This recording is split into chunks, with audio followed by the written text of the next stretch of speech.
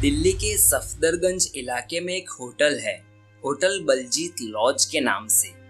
उस होटल में एक अधेड़ उम्र का आदमी अपने साथ एक जवान लड़की को लेकर आता है और उस लड़की के साथ होटल के रूम नंबर 204 में चला जाता है। अब हम सभी को पता है कि वो लोग क्यों आए होंगे और होटल वालों के लिए भी ये रोज का काम था, तो ज्यादा सवाल जवाब किए बिना उन्हें रूम दे दिया जाता है।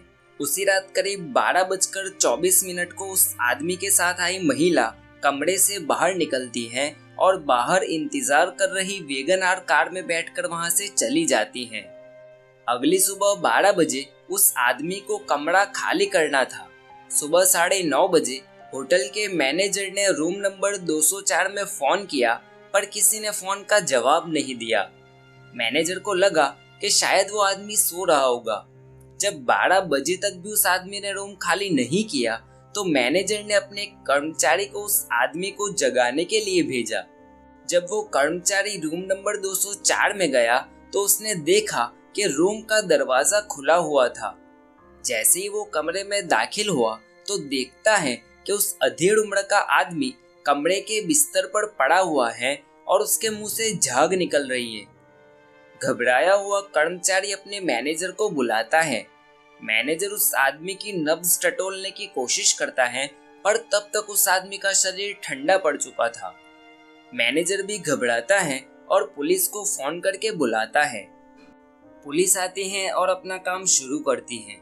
सबसे पहले पुलिस होटल के कर्मचारियों से उस आदमी के बारे में पूछताछ करती है। होटल का मैनेजर पुलिस को जानकारी देता है कि वो आदमी जिसने अपना नाम दीपक सेठी बताया था, वो किसी अंजलि नाम की एक लड़की के साथ आया हुआ था। रात के 12:30 बजे अंजलि कमरे से निकलकर चली गई थी। शुरुआती जांच में पुलिस को लगता है कि दीपक की मौत शायद हार्ट अटैक की वजह से हुई होगी, क्योंकि दीपक के बदन पर कोई चोट या जबरदस्ती के निशान नहीं थे। साथ ही कमरे में शराब की खाली बोतल भी पड़ी थी। पुलिस को एक शक ये भी था कि शायद शराब के ओवरडोज से दीपक की मौत हुई हो। पुलिस दीपक की डेड बॉडी को पोस्टमार्टम के लिए भेजती है और कमरे की ठीक से जांच करती है। उसी कमरे में से पुलिस को कुछ दवाई की गोलियां और हाथ से लिखी एक चिट्ठी मिलती है, जिसमें कुछ यूं लिखा हुआ था, आप एक नाइस पर्सन है, सॉरी सॉरी सॉरी, मेरी बहुत ज्यादा मजबूरी थी जो आपके साथ ये किया, एक्सट्रीमली सॉरी यार। इस चिट्ठी के मिलने से पुलिस के लिए पूरा केस शीशे की तरह साफ हो गया। पुलिस को लगा कि वही अंजलि जो दीपक के साथ रात बिताने इस कमरे में आई थी, उसी ने दीपक को मार दिया होगा, और पुलिस अगर अंजलि को पकड़ लेती है तो केस क्लोज्ड। पर पुलिस को शायद ये अंदाजा भी नहीं था कि इस केस को बंद करते करते पुलिस की नींद और चैन सब गायब होने वाला था। पुलिस ने होटल के रजिस्टर से अंजलि की डिटेल निकाली और अंजलि के पते पर पहुंची तो पता चला कि अंजलि की सारी डिटेल्स जो उसने होटल वालों को दी थी वो फर्जी थी, क्योंकि उस पते पर कोई अंजलि रहती ही नहीं थी। यहाँ तक कि अंजलि ने आधार कार्ड की जो कॉपी दी थी वो भी नकली थी। होटल के सीसीटीवी कैमरा में भी अंजलि की तस्वीर सही से नहीं मिल रही थी। दिन ब दिन पुलिस इस केस में और भी उलझती जाती थी। अब पुलिस ने दीपक की कॉल डिटेल्स निकाली। दीपक के कॉल डिटेल्स में से पुलिस को 500 नंबर ऐसे मिले जिससे दीपक ने पिछले कुछ दिनों में बात की हो। कोई भी ऐसा प्रोमिनेंट नंबर भी नहीं मिल रहा था जिसके साथ ज्यादा बात की गई हो या जिस पर शक किया जाए। पुलिस ने जैसे तैसे करके एक नंबर पर 0 इन किया। उस नंबर की डिटेल्स निकाली तो पता चला कि वो नंबर किसी उषा नाम की महिला का था। अब पुलिस उषा के पीछे भागती है। जब पुलिस उषा के एड्रेस पर पहुंचती है तो पता चलता है कि ये नंबर भी फर्जी डॉक्यूमेंट पर लिया गया था और दीपक की हत्या के 10 दिन पहले ही लिया गया था। अब पुलिस को लगने लगा कि शायद दीपक की हत्या एक सोच समझकर प्लानिंग के साथ की गई है, पर हत्यारे के बारे में पुलिस के पास अभी तक कोई सुराग नहीं था। पुलिस ने फिर से उस नंबर के बारे में अपनी जांच शुरू की। ज्यादा खोजबीन करने पर पता चला कि दीपक की हत्या के एक हफ्ते पहले ही उस नंबर पर दिल्ली के संत नगर इलाके से रिचार्ज करवाया गया था। पुलिस अब संत नगर इलाके में पहुंचती है और उस रिचार्ज के बारे में पता करती है तो पता चलता है कि ये रिचार्ज नाइजीरिया के रहने वाले चीडे नाम के किसी शख्स ने करवाया था। पुलिस अब और उलझन में पड़ती है।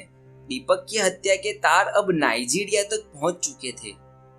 अब पुलिस उस चीडे नाम के व्यक्ति को ढूंढती है और उससे उस रिचार्ज के बारे में जानकारी हासिल करती है। चीडे पुलिस को बताता है कि ये रिचार्ज उसने अपनी गर्लफ्रेंड मधुमिता के दोस्त निक्की के नंबर पर करवाया था। पुलिस चीडे को निक्की के बारे में पूछती है तो वो बताता है कि निक्की उसकी गर्लफ्रेंड मधुमिता के साथ ही रहती है और चीडे पुलिस को अपनी गर्लफ्रेंड मधुमिता का एड्रेस देता है। मधुमिता उस वक्त नोएडा में रहती थी। पुलिस मधुमिता को ढूंढते हुए नोएडा तक पहुंचती है और वहां से आखिर में निक्की उर्फ निकिता उर्फ अंजलि को गिरफ्तार करती है। निक्की को गिरफ्तार करके पुलिस स्टेशन लाया जाता है और उससे जब पुलिस पूछताछ करती है तब जाकर सामने आती है दिल को कचोट देने वाली कहानी। दरअसल निक्की हरियाणा के पानीपत की रहने वाली थी। वो दिखने में खूबसूरत और स्मार्ट थी। 12 तक पढ़ाई करने के बाद उसके माँ बाप ने निकिता की शादी अंकुर नाम के किसी शख्स से करवा दी, पर निक्की को ये घरेलू जिंदगी कुछ खास पल्ले पड़ने वाली नहीं थी। उसके सपने बड़े बड़े थे। कुछ समय तक साथ रहने के बाद अंकुर से निक्की की शादी टूट जाती है और दोनों का डाइवोर्स हो जाता है। निक्की अब अपनी खूबसूरती का नाजायज फायदा उठाना शुरू करती है। वो लोगों को, खास करके अमीर घर के मर्दों को अपने हुस्न के जाल में फंसाती है, उनसे रिश्ते बनाती है और फिर इन्हें लूट कर या ब्लैकमेल करके पैसे ठगना शुरू कर देती है। उसी लूट के केस में साल 2022 को निक्की पर पुलिस केस होता है और उसे जेल जाना पड़ता है। जेल में निक्की की मुलाकात मधुमिता से होती है, जो कि खुद ठीक वैसे ही केस में जेल में अपनी सजा काट रही थी। और हमारे गुजरात में एक कहावत है, आओ भाई हरखा आपड़े बेऊ सरखा। जेल से निकलकर दोनों अब साथ में काम करने लगते हैं।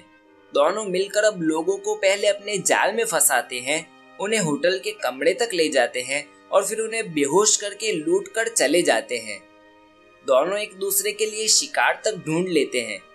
अक्सर ऐसे केस में लूटा गया इंसान अपनी इज्जत की खातिर ना ही पुलिस कंप्लेन करता है और ना ही उस लुटेरों को ढूंढने की कोशिश तक करता है। दीपक सेठी के केस में भी कुछ ऐसा ही हुआ। मधुमिता दीपक को पहले से ही जानती थी।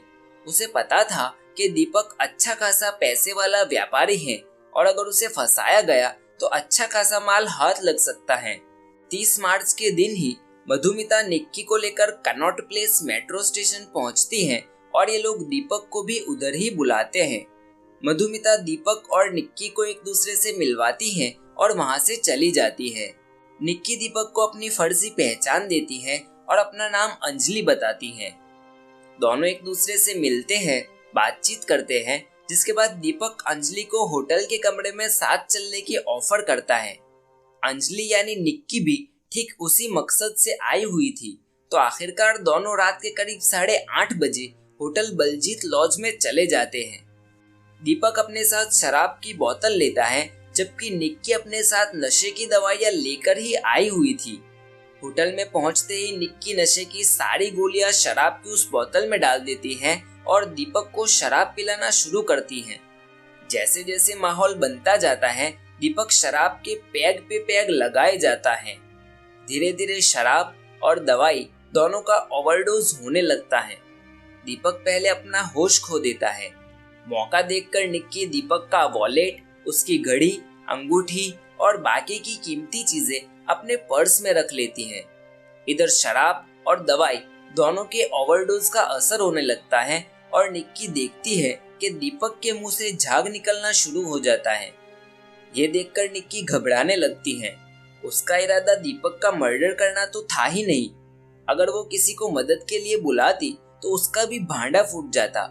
इसलिए निक्की ने दीपक को वही अपने हाल पर मरने के लिए छोड़ दिया और जाते जाते वो चिट्ठी लिख के गई, जिसमें उसने लिखा था कि you are a nice person. Police Nikki को गिरफ्तार करती है और उसे जेल भेज दिया जाता है। इस घटना को अभी सिर्फ 6 महीने बीते हैं और केस की सुनवाई अभी तक चालू है। जैसे इस केस में कोर्ट का अंतिम फैसला आएगा, मैं आप लोगों को जरूर अपडेट दूंगा। तब तक आप लोग सजनी कृष्णन मर्डर वाला ये वीडियो देख सकते हो, जहां कातिल 15 साल तक अपनी पहचान बदलकर जी रहा था।